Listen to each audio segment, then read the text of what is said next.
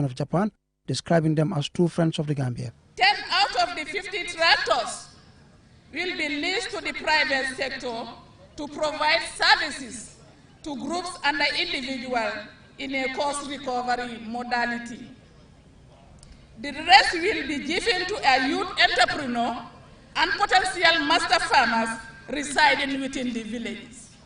The governor of West Coast Region, Lamin Sane, and Musa Dabo, who spoke on behalf of the private sector and farmers, both underscored the importance of this government intervention. They also commended government for including Gambian-owned businesses in the procurement of these accessories, tractors and spare parts, saying it will strengthen local procurement capacity. Today marks another milestone in the history of our great country, the Gambia, on our road to transformative agriculture. I am so delighted to witness this historic making event. We are grateful to the whole Agriculture Ministry and the support staff. I believe there is a path if we continue to coordinate better and on time. We can put the Gambia's position on the world map more prominent. Monday's event was also attended by several cabinet ministers, local government authorities, women and youth groups, and several cultural groups who entertained the gathering. The tractors and accessories are expected to be distributed to farming communities across the country in the coming days. Antoine Sonyasi for KTV News.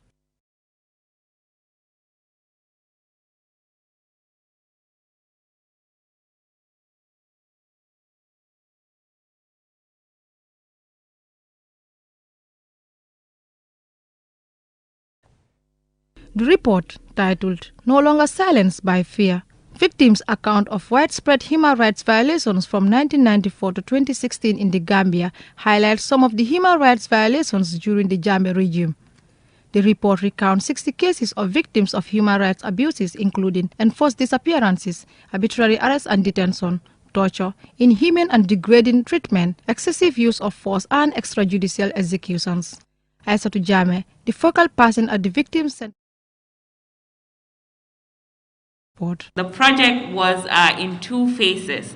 So the first phase was the capacity building program on how to document and monitor and document human rights violations. And the second phase of the project is to document stories and put it in a form of a report to use as an advocacy tool, which we are here today to launch. Sirif Mohamed Kijera, the chairman of Victims Center Board of Directors, says the report seeks to amplify the voices of victims, especially those who did not testify at the TRRC. He calls on Gambians to support the transitional justice process. To participate and be part of the process. And it demands patience.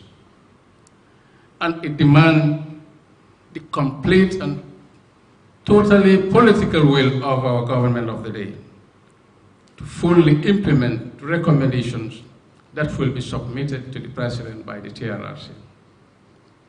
So I call upon each and every Gambian to own the process of the transitional justice process.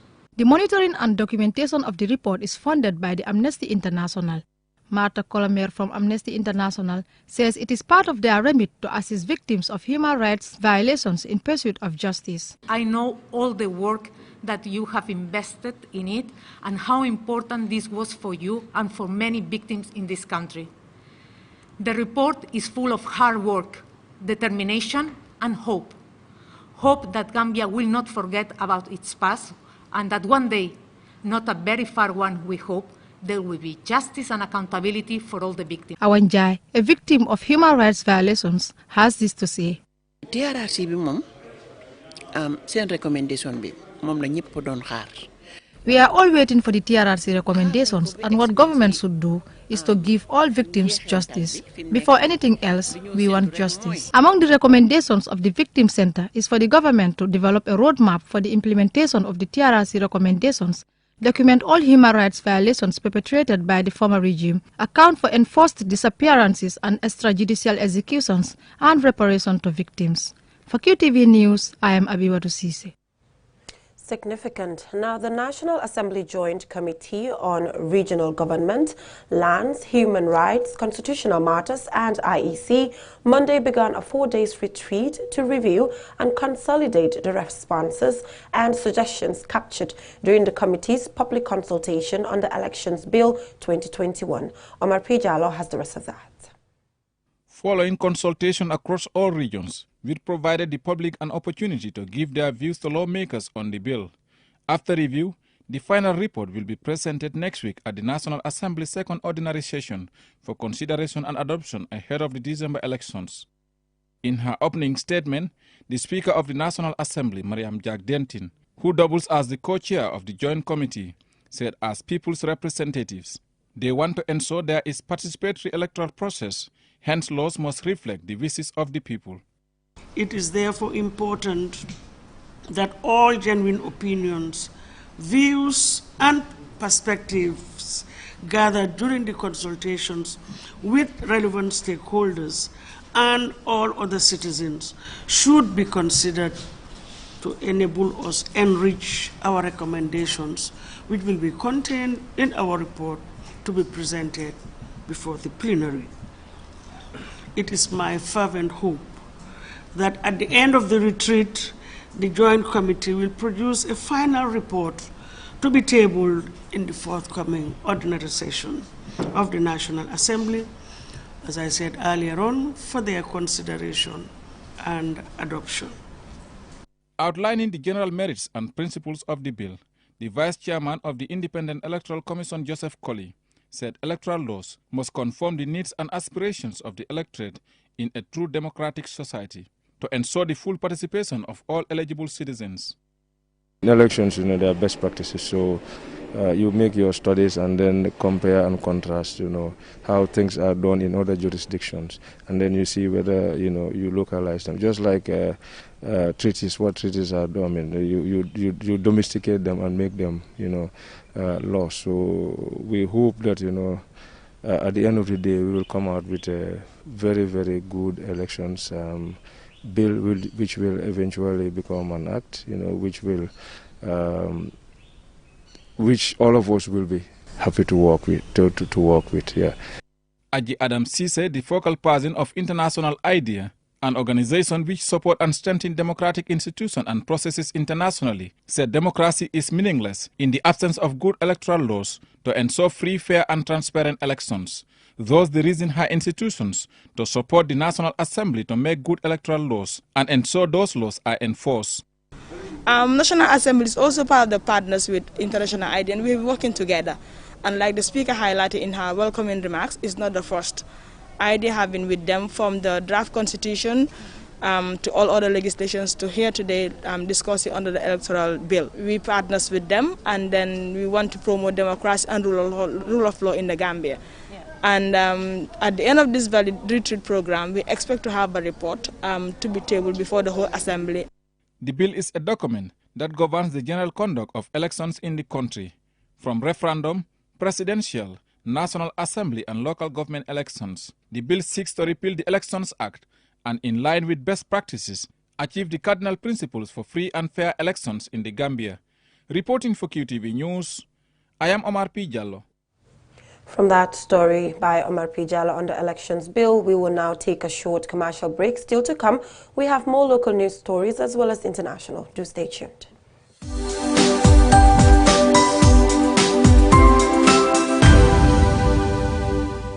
TAF Africa Global is the first and biggest private estate developer in the Gambia and present in 7 other African countries.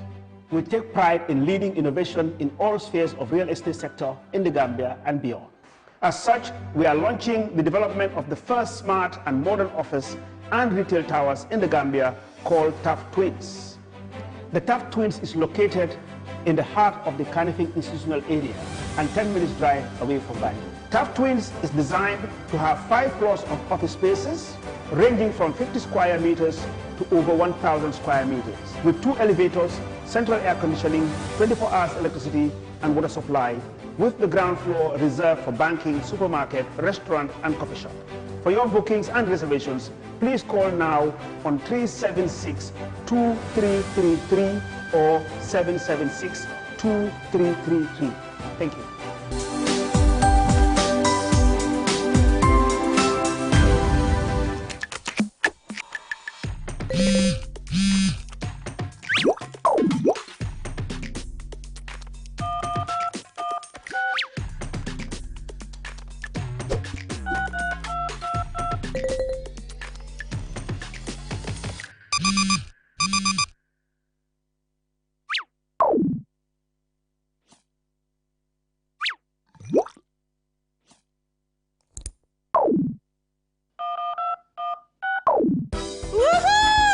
Daddy, thank you so much. You made my day.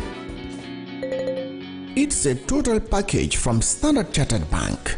Top up wherever, whenever. Simply dial *1247# and follow the prompts to top up airtime, pay bills, transfer money, check balance, and check statements. Speak to us today on +220 420 2275 or email us at gambia.contactus@sc.com. One bank, available 24/7. Standard Chartered, the bank you can trust.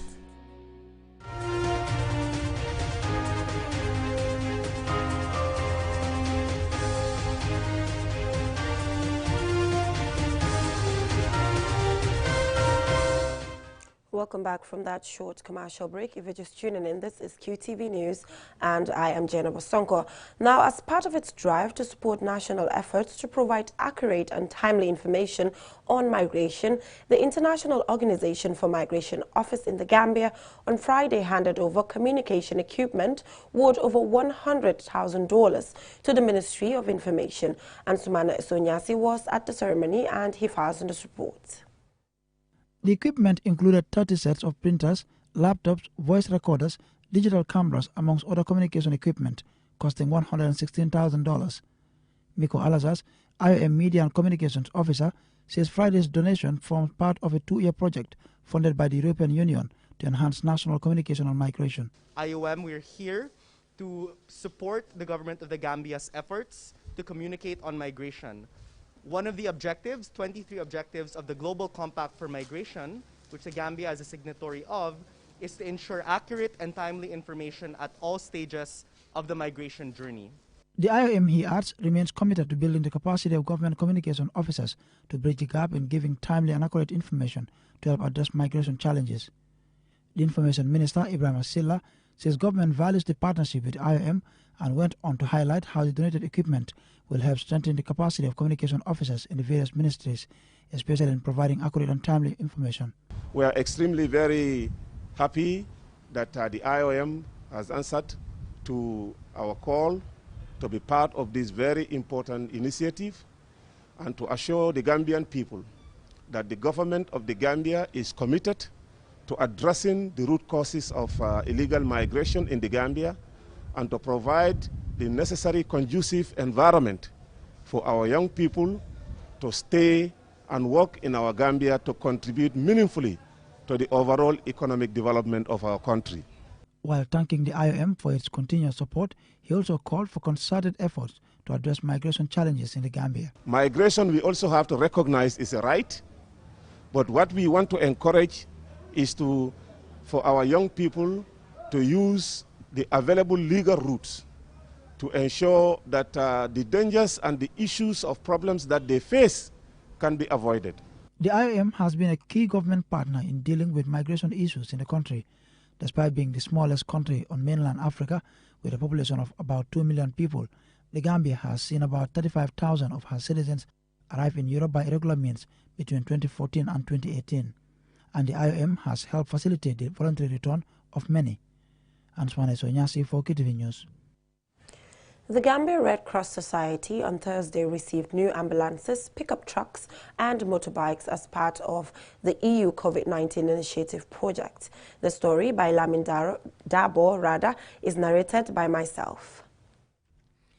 The 2 ambulances, 2 pickup trucks and 8 motorcycles are part of the EU's COVID-19 initiative project, which focuses on supporting and strengthening the public health and socio-economic systems to reduce the impact of the COVID-19 pandemic in the Gambia. At the event, Alassane Senghor, the Secretary General of the Gambia Red Cross Society, says the Red Cross Society is driven by the spirit of humanity and is therefore committed to serving the country in the fight against the coronavirus pandemic. The response to COVID has progressed, but we are yet to see light at the end of the tunnel.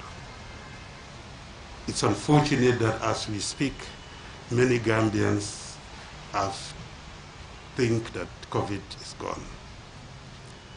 But I think today, in this day and age where social media is active and the media in general, the print, electronic media, we have access to them 100%. We can see what is happening in other countries, in India, for example. And today, we are very unfortunate that we have few cases of the Indian variant in this country. And that alone is a warning sign in terms of how we need to strengthen our prevention, but also our preparedness. The EU ambassador to the Gambia, Corrado Pampaloni, expressed his pleasure in partnering with the Gambia Red Cross Society to help promote a healthy society. The idea for this EU-funded project, together with the Spanish Red Cross, the Gambian Red Cross Society and MRC started. It was a natural decision to work together with organizations that are already well connected in communities around the Gambia and that enjoy the hard-earned trust of the people. A lot of progress has been made. Let me just mention a few, such as raising awareness among people that COVID-19 does indeed exist and requires everyone to work together to end this pandemic. The Vice President of the Gambia Red Cross Society, Lamin Dabo, expresses his views on the occasion. This is a joyous moment. It's a great day that we are all looking forward to receive these ambulances from our partners in support for the COVID and all the challenges we are faced with. We are indeed very much happy, really, and on behalf of the President, on behalf of all the volunteers of the Gambia National Society, Red Cross Society, we want to thank the EU for this great support that they have rendered towards the Gambia Red Cross and to humanity. Since the first case of the COVID-19 was detected in the country, the Gambia Red Cross Society has struggled with shortages of vehicles to facilitate their operations. Development partners such as the International Federation of Red Cross and the Red Crescent Societies, the World Food Programme, and on this occasion, the European Union have been instrumental in assisting the Gambia Red Cross Society. Reporting for QTV News, I am Jenna Bosonko. A woman's remains were found at Makasutu Forest near the riverside on Sunday evening.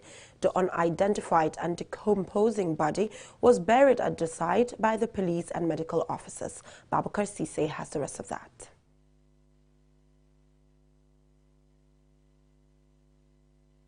The body appears to be that of an adult female wearing a greenish-blue shirt, military camouflage trousers and a brown belt. Her body was discovered by the Gambia Horse and Donkey Trust volunteers during their routine rescue dog walking exercise at 6 p.m. A strong smell from the bushes made them suspect that maybe one of their missing donkeys might have strayed and died in the forest. Their curiosity led them to a gruesome discovery: a woman's body lying face down and decomposing. Langbaba Sise, the managing director of the Gambia Horse and Donkey Trust, explained the actions he took when his staff informed him. So immediately they called me. I called the police and I sent my driver there to report the case to the Brikama police station.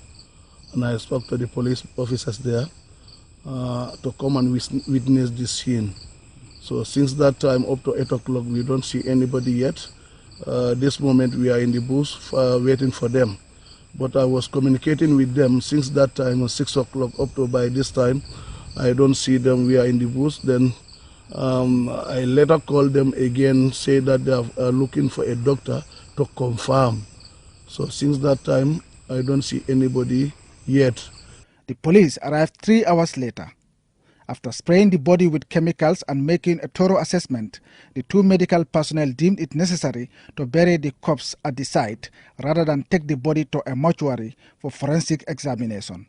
Their reason was that they could not have moved the body due to the condition in which it was found and that the remains pose a health hazard to the public. The only option was for immediate burial. With spades, a trench was dug and the body interred.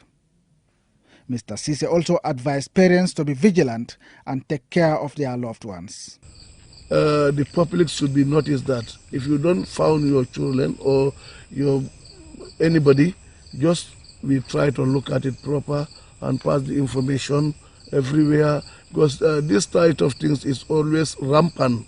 People are saying that I don't see my kids, and sometimes community also, they leave their children to go to riverside for these picnics and other things, so we should be very careful about it. The Criminal Investigation Department of the police are expected to open an investigation into the matter to find out what happened to this woman and how she ended up at the forest. The public, especially those with missing family members, are urged to contact the police for any information about the dead woman. The sad thing was that the woman was not given a fitting burial and no forensic examination or post-mortem was conducted on her body. Unless someone somewhere comes out with the right information based on the clothes she was wearing, it appears the identity of this young woman in an unmarked grave will remain a mystery for eternity. Babukar Cisse, QTV News. Very unfortunate situation. Now let's take a look at stories beyond our borders.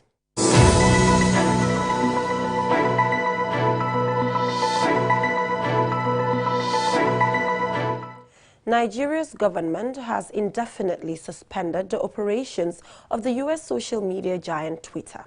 The announcement was made on Friday in apparent retaliation to Twitter's deletion on Wednesday of what it considered a controversial tweet by President Buhari. More in this report.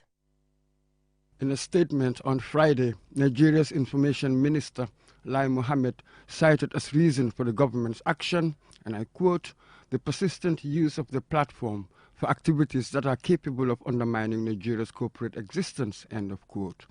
On Wednesday, the president had tweeted what has been described as a threatening message against the Eastern Security Network, ESN, a regional pro-Biafran secessionist group. The government has accused the group of attacking police and government buildings in recent months. In the tweet, the president invokes the memory of Nigeria's civil war as a warning to those he says are misbehaving in the country's southeast, threatening to, and I quote, treat them in the language they understand, end of quote. Twitter considered the tweet abusive and deleted it. Nigeria's brutal 2.5-year-long war from 1967 to 70, in which the southeast region, going by the name of Biafra, sought to secede from the Republic of Nigeria, saw millions of deaths and starvation on a scale that prompted a major international outcry at the time, and has still not lost its power to shock after 50 years. Unsurprisingly, the issue remains as contentious and emotionally charged as ever. Following the deletion of the president's tweet on Wednesday, the information minister accused Twitter of hypocrisy because, according to the minister, the tech giant had deleted the president's tweet while ignoring violent messages from a separatist leader. Twitter, in its response in a statement on Friday, said it was investigating what it called a deeply concerning suspension of their operations by the Nigerian government. This is, of course, not the first time a presidential tweet has been deleted. Famously, former President Trump had some of his tweets deleted last year. There are an estimated 40 million Twitter users in Nigeria, many of whom have expressed outrage at the blocking of one of the main outlets that they have to criticize their government and try to hold it to account. However, it has been reported that some users have been able to circumvent the ban by using Wi-Fi connections and virtual private networks, VPNs, that make them appear to be using Twitter from another country. VPN providers have reportedly seen a surge in usage since Friday. This has prompted the Attorney General to warn that those defying the government's ban on Twitter will be prosecuted. The US, the European Union, and international human rights groups have roundly condemned the suspension of Twitter. The government, in the meantime, has reportedly ordered social media operations in the country, such as WhatsApp, Netflix, and Facebook, be licensed. rights groups in particular fear that the Nigeria government is planning an aggressive attack on free speech.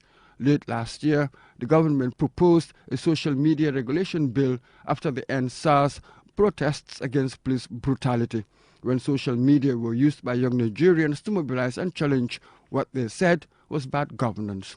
Whether this is a case of the tiger proclaiming its tigritude, taking on a seemingly unaccountable big tech, or a maneuver to stifle dissent, the push and pull between governments and the media since the dawn of democracy has been fraught with tension. As always, vigilance is the price of freedom.